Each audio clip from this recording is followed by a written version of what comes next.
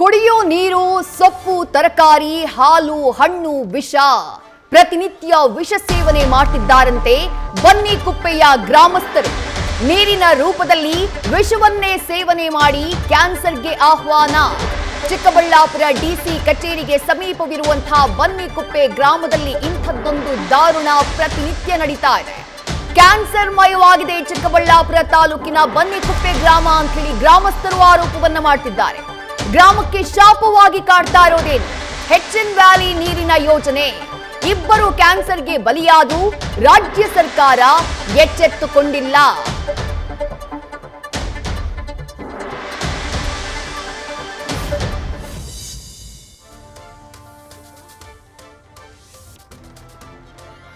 ಚಿಕ್ಕಬಳ್ಳಾಪುರದ ಬನ್ನಿಕುಪ್ಪೆ ಗ್ರಾಮದಲ್ಲಿ ಈ ರೀತಿಯಾದಂತಹ ಸಮಸ್ಯೆಯನ್ನ ಜನ ಪ್ರತಿನಿತ್ಯ ಎದುರಿಸ್ತಾ ಇರೋದು. ಹೆಚ್ಎನ್ ವ್ಯಾಲಿಯಿಂದ ಹೋಗುವಂತಹ ನೀರು ಅಂತರ್ಜಲ ಮಟ್ಟವನ್ನ ಉತ್ತಮ ಮಾಡಬೇಕು ಅನ್ನುವಂತಹ ಕಾರಣಕ್ಕಾಗಿ ಬೆಂಗಳೂರಿನ ತ್ಯಾಜ್ಯ ನೀರನ್ನ 2 ಹಂತದಲ್ಲಿ ಸಂಸ್ಕರಿಸಿ ಆ ಭಾಗದಲ್ಲಿ ಕೆರೆಗಳಿಗೆ ನೀರನ್ನ ತುಂಬಿಸುವಂತಹ ಯೋಜನೆ ಇದು. ಆ ನೀರನ್ನ ನೇರವಾಗಿ ಬಳಕೆ ಮಾಡಬಾರದು ಅನ್ನುವಂತಹ ಡೈರೆಕ್ಷನ್ ಇದೆ. ಆದ್ರೆ ಅದೇ ನೀರು ಅಂತರ್ಜಲವಾಗಿ ಅದಾದ ನಂತರ ಬಳಕೆ ಮಾಡಿದ್ರೂ ಕೂಡ ಈ ರೀತಿಯಾದಂತಹ ಸಮಸ್ಯೆಗಳು ಕಾಡ್ತಾ ಇವೆ ಅಂತ ಹೇಳಿ ಗ್ರಾಮಸ್ಥರು ಆರೋಪ ಮಾಡ್ತಿದ್ದಾರೆ. ತರಕಾರಿಗಳು ವಿಷ ಆಗ್ತಾ ಇವೆ, ಕುಡಿಯೋ ನೀರಿನಲ್ಲಿ ಸಮಸ್ಯೆ ಕಾಡ್ತಾ ಇದೆ. ಇದರಿಂದಾಗಿ ಹಲವು ಆರೋಗ್ಯ ಸಮಸ್ಯೆಗಳು ಕಾಡ್ತಿವೆ ನಮಗೆ. ಅದರಲ್ಲೂ ಪ್ರಮುಖವಾಗಿ ಕ್ಯಾನ್ಸರ್ ಪೀಡಿತರಾಗ್ತಿದ್ದಾರೆ ನಮ್ಮ ಗ್ರಾಮದ ಜನ. ಸರ್ಕಾರ ಈ ಬಗ್ಗೆ ಕ್ರಮವನ್ನ ತೆಗೆದುಕೊಳ್ತಾ ಇಲ್ಲ, ಸರ್ಕಾರ ಈ ಬಗ್ಗೆ ಗಮನವನ್ನ ಹರಿಸ್ತಾ ಇಲ್ಲ ಅಂತ ಹೇಳಿ ಆಕ್ರೋಶವನ್ನ ವ್ಯಕ್ತಪಡಿಸುತ್ತಿದ್ದಾರೆ.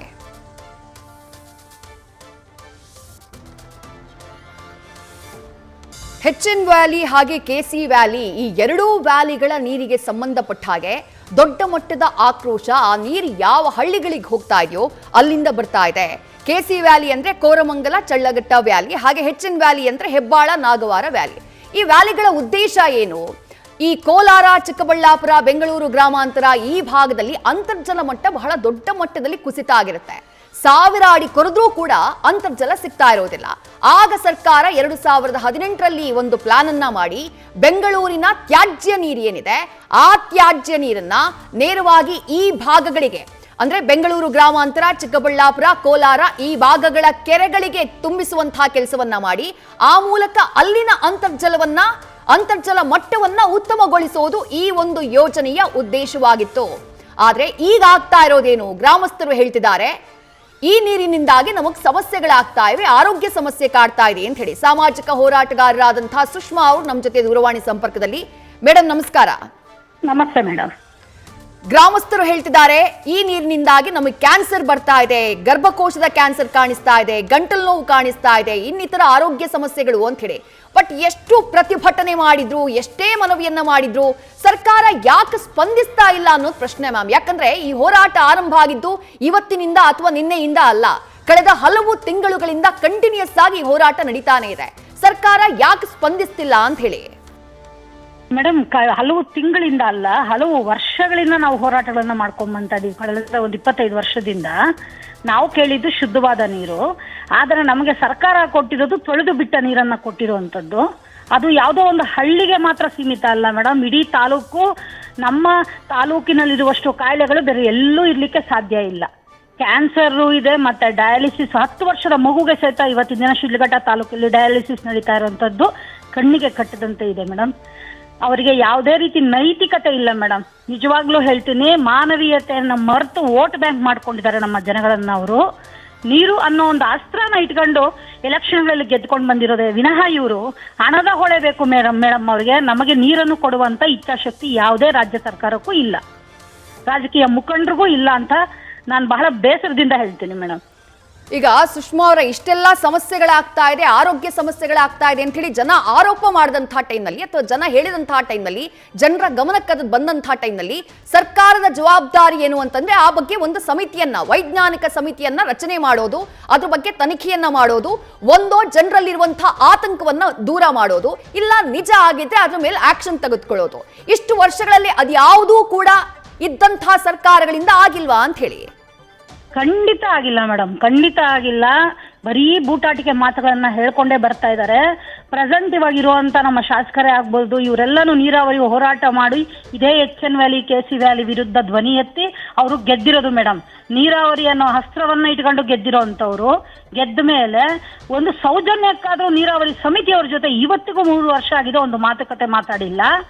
ನಮ್ಮ ಉಸ್ತುವಾರಿ ಸಚಿವರು ಸಹಿತ 3 ಹಂತದ ಶುದ್ಧೀಕರಣ ಆಗ್ಬೇಕು ಅಂತ ಗೆಲ್ಲಕ್ ಮೊದಲು ಹೇಳಿದವರು ಇವತ್ತು ಅದು ಯಾವ ಬಾಯಲ್ಲಿ ಹೇಳ್ತಾ ಇದಾರೋ ಅರ್ಥ ಆಗ್ತಿಲ್ಲ. 2ನೇ ಹಂತದ ಶುದ್ಧೀಕರಣ ಸಾಕು ಅನ್ನೋ ಮಾತನ್ನ ಅವರು ಹೇಳ್ತಾ ಇದ್ದಾರೆ. ಅವರಿಗೆಲ್ಲ ಏನು ತಿಂತಾರೆ ಅಂತಾನೆ ನನಗೆ ಗೊತ್ತಿಲ್ಲ ಮೇಡಮ್. ಅನ್ನ ತಿನ್ನೋ ಮಾತಂತೂ ಖಂಡಿತ ಅವ್ರು ಯಾರು ಹೇಳ್ತಾ ಇಲ್ಲ. ರಾಜ್ಯ ಸರ್ಕಾರಕ್ಕಂತೂ ಪಂಚೇಂದ್ರಿಯಗಳು ಇಲ್ಲದಂತೆ ನಡ್ಕೋತಾ ಇದ್ದಾರೆ ಅವರು. ಖಂಡಿತ ಬಹಳ ನೋವಿನಲ್ಲಿದ್ದೀವಿ ಮೇಡಮ್ ನಾವು. ನಮ್ಮ ಕಡೆ ಸುಷ್ಮಾ ಅವರೇ, ಒಂದು ತಿಂಗಳ ಹಿಂದೆಯೂ ನ್ಯೂಸ್ ಫಸ್ಟ್ ಈ ಬಗ್ಗೆ ವರದಿಯನ್ನ ಪ್ರಸಾರ ಮಾಡಿತ್ತು. ಆ ಭಾಗದಿಂದ ಬರ್ತಾ ಇರುವಂತಹ ತರಕಾರಿಗಳು ವಿಷ ಆಗ್ತಾ ಇದ್ದಾವೆ, ಸೀಸದ ಅಂಶ ಪತ್ತೆಯಾಗಿದೆ ಅಂತ ಹೇಳಿ ಯಾವುದೋ ಒಂದು ವರದಿ ಬಂದಿತ್ತು, ವೈಜ್ಞಾನಿಕ ವರದಿ. ಅದನ್ನ ಉಲ್ಲೇಖಿಸಿ ವರದಿ ಮಾಡುವಂತಹ ಕೆಲಸವನ್ನ ನ್ಯೂಸ್ ಫಸ್ಟ್ ಮಾಡಿತ್ತು. ಆ ಸಂದರ್ಭದಲ್ಲೂ ಕೇಳಿಬಂದಂತಹ ಆರೋಪ ಏನು ಅಂದ್ರೆ, ಅವ್ರು ಹೇಳಿದ್ದೇನು ಅಂದ್ರೆ, ಅಥವಾ ಸರ್ಕಾರಕ್ಕೆ ಸಂಬಂಧಪಟ್ಟವರು ಕೆಲವರು ಈ KC ವ್ಯಾಲಿಯ ನೀರನ್ನ ಕೆರೆಗಳಿಂದ ನೇರವಾಗಿ ಬಳಕೆ ಮಾಡ್ತಿದ್ದಾರೆ, ಹಾಗಾಗಿ ಈ ಸಮಸ್ಯೆ ಆಗ್ತಾ ಇದೆ ಅಂತ ಹೇಳಿ. ನೀವು ವಿವರಿಸಿ ಹೇಳಬೇಕು, ನೇರವಾಗಿ ಬಳಕೆ ಮಾಡೋದ್ರಿಂದ ಈ ಸಮಸ್ಯೆ ಆಗ್ತಾ ಇದೆಯಾ, ಅಥವಾ ಯಾವ ನೀರು ಅಂತರ್ಜಲಕ್ಕೆ ಹೋಗಿ ವಾಪಸ್ ಮರು ಬಳಕೆಗೆ ನಿಮ್ಗೆ ಸಿಗ್ತಾ ಇದೆ ಅದರಿಂದ ಸಮಸ್ಯೆ ಆಗ್ತಾ ಇದೆಯಾ ಅಂತ ಹೇಳಿ. ಸುಷ್ಮಾ ಅವರೇ ಮೇಡಮ್, ನಗಬೇಕು ಅಳ್ಬೇಕೋ ಗೊತ್ತಾಗಲ್ಲ ಮೇಡಮ್ ಇವರೆಲ್ಲ ಮಾತಾಡೋದನ್ನ. ವಿಷ ಯಾವತ್ತಿದ್ರು ವಿಷಾನೇ ಮೇಡಮ್. ಅಂತರ್ಜಲ ವೃದ್ಧಿ ಮಾಡ್ಲಿಕ್ಕೆ ಅಂತ ಹೇಳಿ KC ವ್ಯಾಲಿ ಬಿಟ್ಟಿದೀವಿ ಅಂತ ಹೇಳ್ತಾರಲ್ಲ ಜನ, ಇವರು ವಿಷವನ್ನ ಭೂಮಿಗೆ ಬಿಟ್ಟ ಮೇಲೆ ವಿಷನೇ ಮೇಡಮ್ ಬೆಳೆಯೋದು. ಅದೆಂಗೆ ಹಣ್ಣು ಮತ್ತೆ ತರಕಾರಿಗಳೆಲ್ಲ ಒಳ್ಳೆ ರೀತಿ ಬೆಳೆಯುತ್ತೆ ಅಂತ ಇವರೆಲ್ಲ ಯೋಚನೆ ಮಾಡ್ತಾರೆ, ನನ್ಗೆ ಅರ್ಥ ಆಗ್ತಿಲ್ಲ. ಕನ್ವಾರ ಕೆರೆಯಲ್ಲಿ ಬಿಡ್ತಿರೋದು 2ನೇ ಹಂತದ ಶುದ್ಧೀಕರಣ ಅಂತ ಹೇಳ್ತಾರೆ, ನನ್ಗೆ ಅದ್ರ ಮೇಲೂ ನಂಬಿಕೆ ಇಲ್ಲ. ಒಂದು ಬೋರ್ಡ್ ಅನ್ನು ಹಾಕಿದ್ದಾರೆ ಮೇಡಮ್, ದಯವಿಟ್ಟು ನೀವು ಯಾವಾಗಾದ್ರೂ ನಿಮ್ಮ ಇವ್ರು ಬಂದು ನೋಡಿ. ಏನ್ ಹಾಕಿದ್ದಾರೆ ಅಂದ್ರೆ, ಯಾವುದೇ ರೀತಿ ಜನಗಳು ಬಳಸೋ ಹಾಗಿಲ್ಲ, ಪ್ರಾಣಿ ಪಕ್ಷಿಗಳು ಕುಡಿಯೋ ರೀತಿ ಇಲ್ಲ. ಆ ರೀತಿ ಏನಾದ್ರೂ ಈ ನೀರನ್ನ ಬಳಸಿದ್ರೆ ಶಿಕ್ಷೆಗೆ ಅರ್ಹರು ಅಂತ ಹೇಳ್ತಾರೆ. ನೀರನ್ನ ಭೂಮಿಯೊಳಗಡೆ ನೀವು ಇಂಗ್ಲಿಷ್ಗೆ ಬಿಟ್ಟಿದವ್ರಿಗೆ ನಿಮ್ಗೆ ಅಂತ ಶಿಕ್ಷೆ ಕೊಡ್ಬೇಕು ನಾವು. ಆ ವಿಷದ ನೀರು ಕುಡಿದ್ರೆ ಇನ್ನು ವಿಷ ಅಲ್ಲದೆ ಇನ್ನೇನಾಗತ್ತೆ ಮೇಡಮ್ ಅದು. ಮತ್ತೆ ನೀವು ಹೇಳಿದ್ರೆ ಹಣ್ಣು ತರಕಾರಿ ಮೇಡಮ್, ಹಾಪ್ಕಾಮ್ಸ್ ಅಲ್ಲೂ ಸಹಿತ ನಮ್ಮ ಬಯಲುಸೀಮೆ, ನಮ್ಮ ಜಿಲ್ಲೆಗಳ, ನಮ್ಮ ತಾಲೂಕಿನ ತರಕಾರಿ ಹಣ್ಣುಗಳನ್ನು ರಿಜೆಕ್ಟ್ ಮಾಡ್ತಿದ್ದಾರೆ ಮೇಡಮ್. ಇವತ್ತು ತಾಯಿಯ ಎದೆ ಹಾಲಲ್ಲಿ ಫ್ಲೋರೈಡ್ ಇದೆ ಮೇಡಮ್, ಹಸುವಿನ ಕೆಚ್ಚಲಿನಲ್ಲಿ ಫ್ಲೋರೈಡ್ ಇದೆ. ಇಷ್ಟೆಲ್ಲ ಇದ್ದುಕೊಂಡು ಇನ್ನೊಂದು ಅದು ಏನು ನಾವು ಇಂಥ ಒಂದು ರಾಜಕಾರಣಿಗಳ ಹತ್ರ ಏನು ಎಕ್ಸ್ಪೆಕ್ಟ್ ಮಾಡೋದು ಮೇಡಮ್? ಇನ್ಯಾವ ರೀತಿ ಹೋರಾಟಗಳು ಮಾಡಬೇಕಾಗಿದೆ, ಇನ್ಯಾವ ರೀತಿ ಬದುಕಬೇಕು ಅನ್ನೋದೇ ಗೊತ್ತಾಗ್ತಾ ಇಲ್ಲ ಮೇಡಮ್. ನಮಗೂ ಬಹಳ ಬೇಜಾರಾಗುತ್ತೆ, ಅವ್ರ ಬಗ್ಗೆ ಮಾತಾಡ್ಲಿಕ್ಕೆ ಬೇಜಾರಾಗುತ್ತೆ. ಈಗ ಸರ್ಕಾರಕ್ಕೆ ಸಂಬಂಧಪಟ್ಟವರಿಗೆ ಸಚಿವರೇ NS ಬೋಸರಾಜು ಅವರಾಗಿರಬಹುದು ಅಥವಾ MC ಸುಧಾಕರ್ ಆಗಿರಬಹುದು, ಈ ಹಿಂದೆ ಮಾತನಾಡಿದ್ದನ್ನು ನಾನು ಕೇಳಿಸ್ಕೊಂಡಿದ್ದೆ. ಅವ್ರು ಹೇಳ್ತಾರೆ, ಈ ಹಿಂದೆ ಅಂದ್ರೆ ಈ KC ವ್ಯಾಲಿ HN ವ್ಯಾಲಿ ಯೋಜನೆ ಈ ಭಾಗದಲ್ಲಿ ಇಂಪ್ಲಿಮೆಂಟ್ ಆಗೋದಕ್ಕೂ ಮುಂಚೆ ಈ ಭಾಗದಲ್ಲಿ 1000 ಅಡಿ ಬೋರ್ ಕೊಡಿದ್ರೂ ಕೂಡ ನೀರು ಸಿಗ್ತಾ ಇರಲಿಲ್ಲ. ಈಗ 300 ಅಡಿಗೆಲ್ಲ ನೀರು ಸಿಗ್ತಾ ಇದೆ. ಅಲ್ಲಿಗೆ ಈ ಯೋಜನೆ ಯಶಸ್ವಿ ಆದ ಹಾಗಲ್ವಾ ಅಂತ ಹೇಳಿ. ಆದ್ರೆ ನೀವು ಯಶಸ್ವಿ ಅಂತ ಹೇಳ್ತಾ ಇಲ್ಲ, ಅದೊಂದು ದೊಡ್ಡ ಗಂಡಾಂತರವನ್ನೇ ತಂದಿಟ್ಟಿದೆ ನಿಮ್ಮ ಭಾಗಕ್ಕೆ ಅಂತ ಹೇಳ್ತಾ ಇದ್ದೀರಿ ಸುಷ್ಮಾ ಅವರೇ. ಖಂಡಿತ ಮೇಡಮ್, ಅದು ಎಲ್ಲಿ 300 ಅಡಿ ಕೊರೆದ್ರೆ ನೀರು ಬರುತ್ತೋ ದಯವಿಟ್ಟು ಅವ್ರನ್ನ ಕೊರ್ಸಿ ತೋರ್ಸಕ್ ಹೇಳಿ ಮೇಡಮ್, ಕೊರ್ಸಿ ತೋರ್ಸಕ್ ಹೇಳಿ. ಅಂತರ್ಜಲ ವೃದ್ಧಿ ಏನಕ್ಕೆ ಮೇಡಮ್? ವಿಷವನ್ನ ಕೊಟ್ಟು ಬದುಕಿಸ್ಲಿಕ್ಕೆ ಆಗುತ್ತಾ ಮೇಡಮ್? ಯಾರನ್ನಾದ್ರೂ ಆಗ್ಲಿ ವಿಷ ಕೊಟ್ಬಿಟ್ಟು ಅಮೃತ ಕೊಟ್ಟಿದ್ದೀನಿ ಅಂತ ಹೇಳೋ ಅಂತ ಬೂಟಾಟಿಕೆ ಜನಗಳು ಇವರೆಲ್ಲಾನು. HN ವ್ಯಾಲಿ KC ವ್ಯಾಲಿ ತೊಳೆದು ಮೇಡಮ್, ನಾನು ಹೇಳೋದು ಒಂದೇ ಮೇಡಮ್, ಬೆಂಗಳೂರವರೆಲ್ಲ ತೊಳ್ಕೊಂಡ್ ಬಿಟ್ಟು ನೀರು ನಮ್ಗೆ ಯಾಕೆ ಮೇಡಮ್? ಅವ್ರು ತೊಳ್ಕೊಂಡ್ ಬಿಟ್ಟು ನೀರನ್ನ ಅವರೇ 3 ಹಂತ ಅಲ್ಲ 5 ಹಂತ ಶುದ್ಧೀಕರಣ ಮಾಡ್ಕೊಂಡು ಅವರೇ ಮನೆಗಳಿಗೆ ಬಳಸ್ಕೊಳ್ಳಿ, ಅವರೇ ಕುಡಿಲಿ ಮೇಡಮ್. ವಿಧಾನಸೌಧಕ್ಕೆ 3 ಹಂತದ ಶುದ್ಧೀಕರಣ ಮಾಡ್ಕೊಂಡು ಇದೇ ನೀರನ್ನ ನೀವು ತೊಳ್ಕೊಳ್ಳಿಕ್ಕೆ ಉಪಯೋಗಿಸ್ತೀರಾ? ಏರ್ಪೋರ್ಟ್ ಅಲ್ಲಿ ನೀವು ತೊಳ್ಕೊಳ್ಳಿಕ್ಕೆ ಉಪಯೋಗಿಸ್ತೀರಾ? ಕಬ್ಬನ್ ಪಾರ್ಕ್ ಅಲ್ಲಿ 3 ಹಂತದ ಶುದ್ಧೀಕರಣ ಮಾಡಿ ಗಿಡಗಳಿಗೆ ಬಿಡ್ತೀರಾ ಅಂದ್ರೆ, ಅಂತ ನೀರನ್ನ 2 ಹಂತ ಶುದ್ಧೀಕರಣ ಮಾಡಿ ನಮಗ್ ಕೊಡ್ತಿದ್ದೀರಾ ಅಂದ್ರೆ ನೀವು ನಮ್ಮನ್ನ ಏನಂತ ತಿಳ್ಕೊಂಡಿದ್ದೀರಾ? ಎಂತ ಯಾವ ದರ್ಜೆ ಜನ ನಾವು ಅಂತ ನೀವು ತಿಳ್ಕೊಂಡಿದ್ದೀರಾ? ಮನುಷ್ಯರಾದವ್ರು ಯಾರಾದ್ರೂ ಈ ಕೆಲಸ ಮಾಡ್ತಾರಾ? ಇವ್ರಿಗೆ ಮನುಷ್ಯತ್ವವನ್ನ ಮರ್ತಿರೋ ಅಂತ ರಾಕ್ಷಸರು ಮೇಡಮ್ ಇವರೆಲ್ಲಾನು. ನಿಜವಾಗ್ಲೂ ರಾಜಕೀಯ ಬೇಳೆಗಳನ್ನ ಬೇಯಿಸ್ಕೊಳ್ಳಿಕ್ಕೆ ಎಷ್ಟು ಬೂಟಾಟಿಕೆ ಮಾತುಗಳನ್ನು ಸಹ ಬೇಕಾದ್ರೂ ಹೇಳ್ತಾರೆ. ಕೊಡ್ಲಿ ಬಿಡಿ ಮೇಡಮ್, ನಮ್ಗೆ ಕಾವೇರಿ ನೀರು ಕೊಡ್ಲಿ, ಅವ್ರು ಬಳಸ್ಕೊಳ್ಳಿ ಬಿಡಿ, ಅವ್ರ ತೊಳ್ಕೊಂಡಿರೋ ನೀರು ಅವರೇ ಬಳಸ್ಕೊಳ್ಳಿ. ನಮ್ಗೆ ಯಾಕೆ ಮೇಡಮ್ ಆ ನೀರು?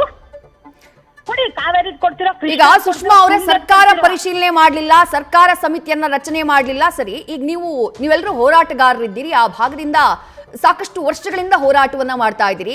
ಅಲ್ಲಿ ಲಭ್ಯವಾಗ್ತಾ ಇರುವಂತಹ ಅಂಡರ್ ಗ್ರೌಂಡ್ ವಾಟರ್, ನೀವು ಬಳಕೆ ಮಾಡ್ತಾ ಇರುವಂತಹ ನೀರು, ಅದನ್ನ ಖಾಸಗಿ ಲ್ಯಾಬ್ಗಳಿಗೆ ಕಳುಹಿಸಿ ಪರಿಶೀಲನೆ ಮಾಡುವಂತದ್ದು, ಅದರಲ್ಲೇನಾದ್ರೂ ದೋಷ ಇದೆಯಾ ಅಂತ ನೋಡುವಂತಹ ಪ್ರಯತ್ನಗಳು ಖಾಸಗಿಯಾಗಿ ಏನಾದ್ರೂ ನಡೆದಿದ್ಯಾ ಅಂತ ಹೇಳಿ ಸುಷ್ಮಾ ಅವರೇ? ಬೇಕಾದಷ್ಟು ನಡೆದಿದೆ ಮೇಡಮ್, ಬೇಕಾದಷ್ಟು ನಡೆದಿದೆ, ಬೇಕಾದಷ್ಟು ಮಾಹಿತಿಗಳು ಇದೆ. A to Z ನಿಮ್ಗೆ ಯಾವ ಮಾಹಿತಿ ಬೇಕಾದ್ರೂ ಖಂಡಿತ ನಾವು ಕೊಡಬಲ್ಲೆವು. ಇವತ್ತೇನೋ ಒಂದು ಫೋನ್ ಕಾಲಲ್ಲಿ ಹೇಳೋವಂಥದ್ದಲ್ಲ, ಖಂಡಿತ ನಿಮ್ಗೆ ಮೌಖಿಕವಾಗಿ ನಾವು ಏನ್ ಬೇಕಾದ್ರೂ ನಾವು ಕೊಡ್ಲಿಕ್ಕೆ ಸಿದ್ಧ ಇದ್ದೀವಿ. ದಯವಿಟ್ಟು ನಿಮ್ಮ ನಿಮ್ಮ ಕಡೆಯಿಂದ ನಮ್ಮ ಚಾನೆಲ್ ಅವ್ರು ಯಾರಾದ್ರೂ ಬಂದ್ರೆ ನಿಮ್ಗೆ ಏನೇನ್ ಮಾಹಿತಿ ಬೇಕು ನಾವು ಕೊಡ್ತೀವಿ ಮೇಡಮ್. A to Z ಪ್ರತಿಯೊಂದು ಮಾಹಿತಿ ನಮ್ಮ ಹತ್ರ ಇದೆ. ನಾವು ಕೈಯಲ್ಲಿ ಮಾಹಿತಿ ಇಲ್ಲದೆ ಏನು ಮಾತಾಡ್ತಾ ಇಲ್ಲ. ಪರೀಕ್ಷೆಗಳನ್ನು ಮಾಡ್ತಾ ಇದೀವಿ, ಪ್ರತಿ ಕ್ಷಣ ನಾವು ಇದ್ರ ಬಗ್ಗೆನೇ ಮಾತಾಡ್ತಾ ಇದೀವಿ. ಆದ್ರೂ ಸಹಿತ ಜಾಣ ಕುರುಡನ್ನ ತೋರಿಸ್ತಾ ಇದ್ದಾರೆ ಮೇಡಮ್.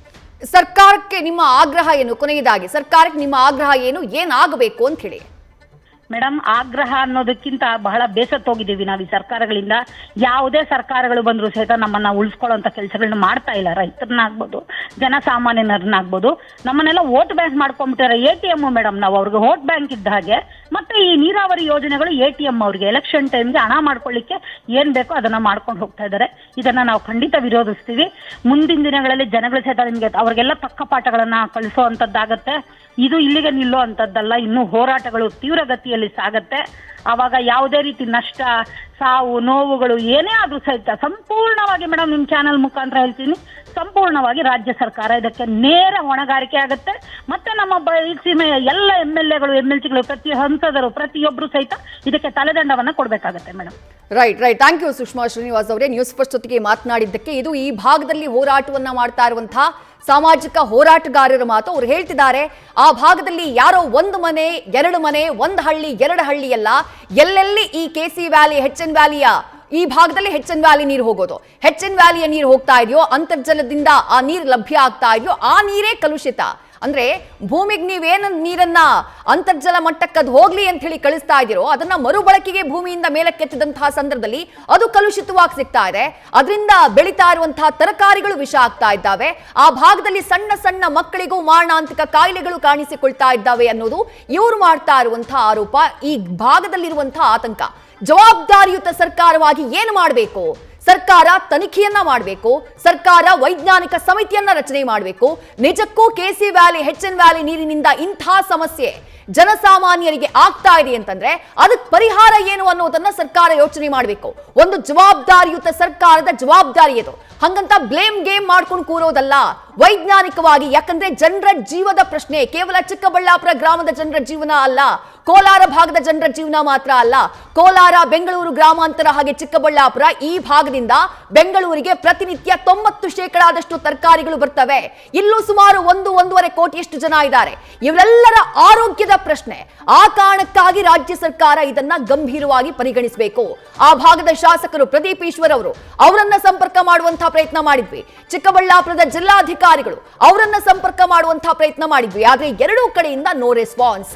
ಈ ರೀತಿ ಜವಾಬ್ದಾರಿಯಿಂದ ಜಾರಿಕೊಳ್ಳದೆ ಈ ಸಮಸ್ಯೆಗೆ ಸಂಬಂಧಪಟ್ಟ ಹಾಗೆ ಸರ್ಕಾರ ಶೀಘ್ರದಲ್ಲಿ ಒಂದು ತನಿಖಾ ಸಮಿತಿಯನ್ನ, ಒಂದು ವೈಜ್ಞಾನಿಕ ಸಮಿತಿಯನ್ನ ರಚನೆ ಮಾಡಿ ಈ ಬಗ್ಗೆ ಅಧ್ಯಯನವನ್ನ ಮಾಡಿ ಜನರಲ್ಲಿರುವಂತಹ ಆತಂಕವನ್ನ ದೂರ ಮಾಡಬೇಕಾದಂತಹ ಅನಿವಾರ್ಯತೆ ಸಿದ್ದರಾಮಯ್ಯ ಅವರ ನೇತೃತ್ವದ ಕಾಂಗ್ರೆಸ್ ಸರ್ಕಾರಕ್ಕೆ ಇದೆ.